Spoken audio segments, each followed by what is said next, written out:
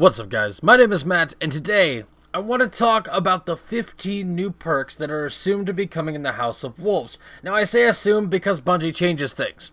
There's a lot to cover here, but I want to point out that these are believed to only be the weapon perks, so armor may have new perks as well. I also want to clarify that all of these are not specifically tied to exotics. That doesn't mean they won't appear on exotics, just they aren't exotic perks. Now, I've seen other YouTubers talk about these perks, but no matter who has footage of them, no one has clear images of them.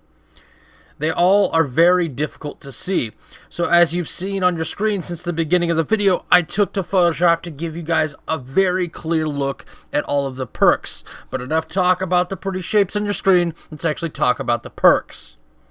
The first perk icon as of right now, and I say as of right now because Bungie recently changed the Exotech Angel Hunter, is tied to 7 of the 15 perks we know of. Those 7 perks are Rifled Barrel, Hand-Laid Stock, Small Bone, Injection Mold, Reinforced Barrel, Casket Mag, and Oiled Flame. All of these perks have an interesting twist to them though, in where you gain something, but you also lose something. For example, on Casket Mag, you will have an increased magazine size, but reduced stability. And on Reinforced Barrel, your weapon will have increased range, but again, reduced stability. I really like this new give and take perk integration that Bungie's doing, and some of these will lead to some very, very interesting perk combinations, especially with Reforging coming along with these perks in the House of Wolves. Now, I also want to point out that I'm not going to be covering each perk in depth. That's about as far as I'm going to go with perk groups, but at the end of the video, I will put an image with all the perks and all their descriptions, but there's a lot more, so let's keep moving. The next 3 perks are what I call the ammo regen perks. They are from top to bottom Replenish, Grave Robber, and Triple Tap. Now, each of these perks is pretty unique in its own way. For example, Replenish will fill your weapon's magazine when a super is cast. All I'm going to say is imagine a Bad Juju Obsidian Mind Warlock Voidwalker with a rocket launcher with this perk.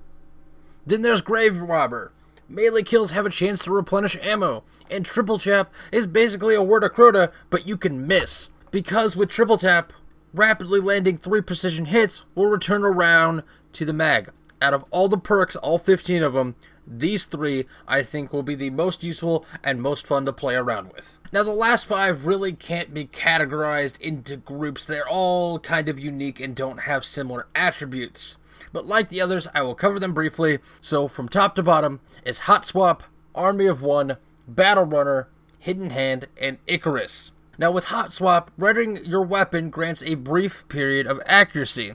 Pretty lackluster and similar to things that we've seen before, like the reload mechanics and whatnot. We've seen all that before, pretty similar, just this time with readying your weapon. But the next 4 are very unique. The first of these 4 is Army of One, where unassisted kills with this weapon reduce grenade and melee cooldown. For those lone wolves out there in the PvE world and the shotgunners in PvP, this perk, if possible to obtain on a shotgun, would be something that I personally would seek out with Reforging, if you didn't get it in the first place. The next one is Battle Runner, which allows for a brief boost to top sprint speed when you kill an enemy with that weapon. Something we haven't seen before, at least outside of the Meta Multitools exotic perk. We haven't really seen anything with an increased top sprint speed. So that's going to be a very interesting perk to mess around with. The third perk, Hidden Hand, makes a weapon gain better target acquisition. Now this one is interesting, because in my experience, the auto-aim is very, very sticky as is without this perk, and even can sometimes screw you over. So I think with even more auto-aim, I'm thinking this is more of a novelty perk, but it may come in handy. We'll have to wait and see. And the final perk is Icarus, which improves your weapon's accuracy while airborne. Now, I see this as an attempt by Bungie to make you less of a clay pigeon while floating through the air. Right now, when you jump in the air, you're pretty much a sitting duck. With this perk, that might change the story and make you more of a lethal threat while flying. But if powerful enough, this could be a very, very useful perk, especially in the Crucible. Now, like I said, as soon as I'm done with my sellout thing here, I'll put an image with all the perks and their descriptions on the screen.